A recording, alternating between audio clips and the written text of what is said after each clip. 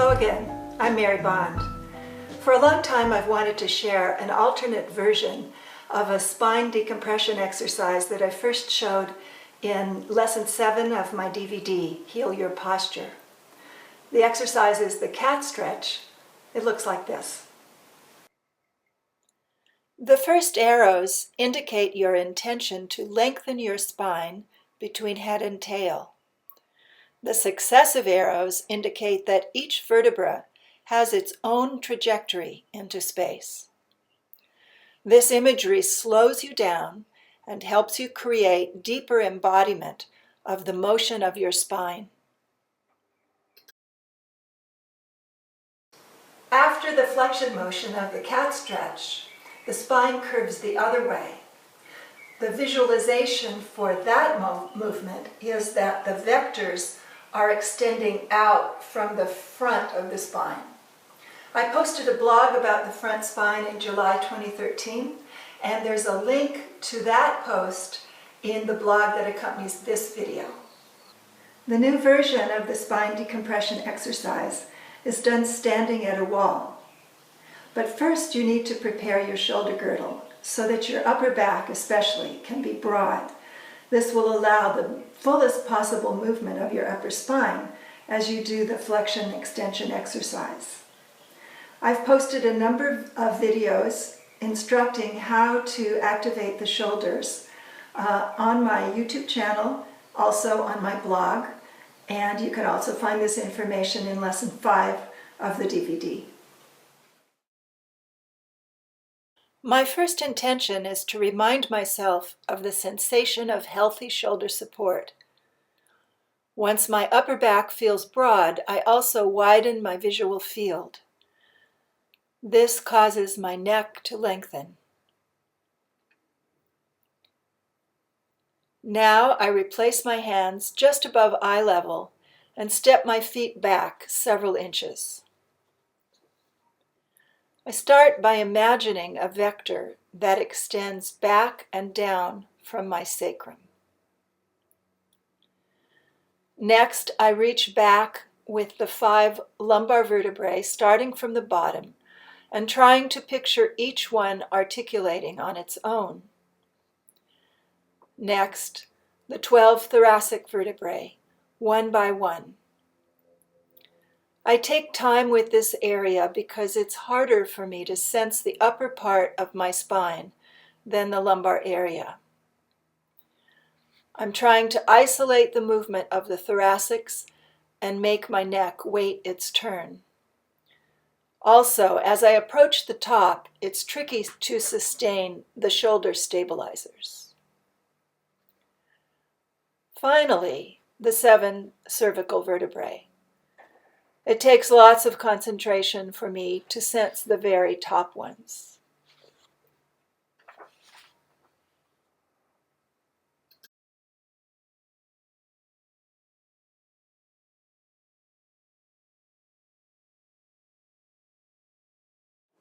Now is a good time to mention that without adequate abdominal core engagement, you're likely to overuse your buttocks muscles to try to curve your spine during this exercise.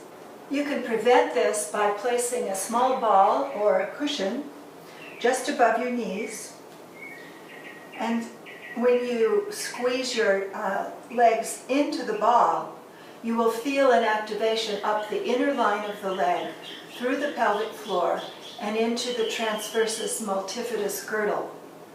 So, anytime you feel yourself clenching your buttocks to curve your spine, squeeze the ball instead, which will release the buttocks, and then you can curve the spine without that added tension.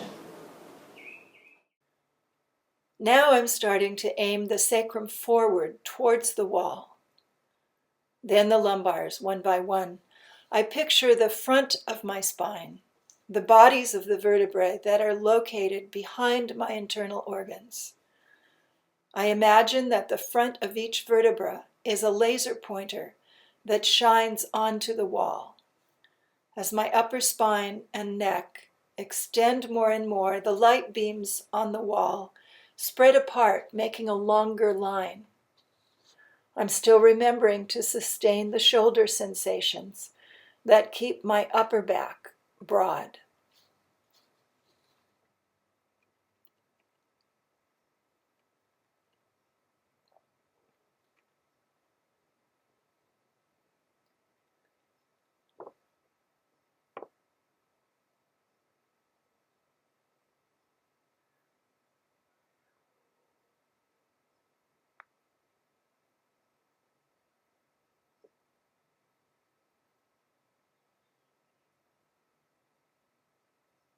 This time I initiate flexion of my spine from my cervical area.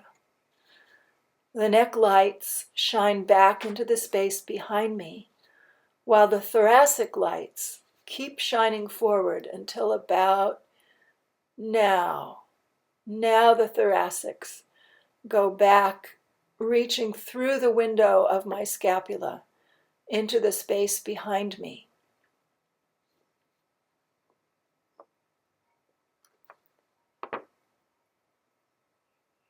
Now the lumbars, L1, 2, 3, 4, 5, and the sacrum. And the sacrum goes a little farther back. And everything reaches a little farther back.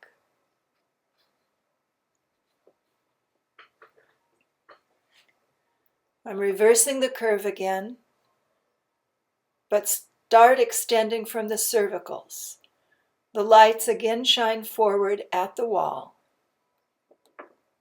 Now the thoracic vertebrae reach forward through the tissues of my body. And finally the lumbars.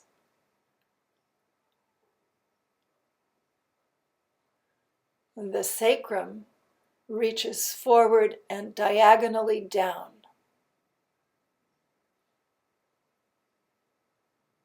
And now full extension.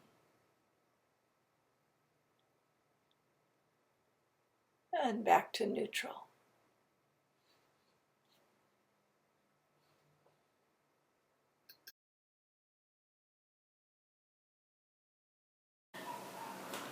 It's important to do this exercise super slowly and with lots of awareness.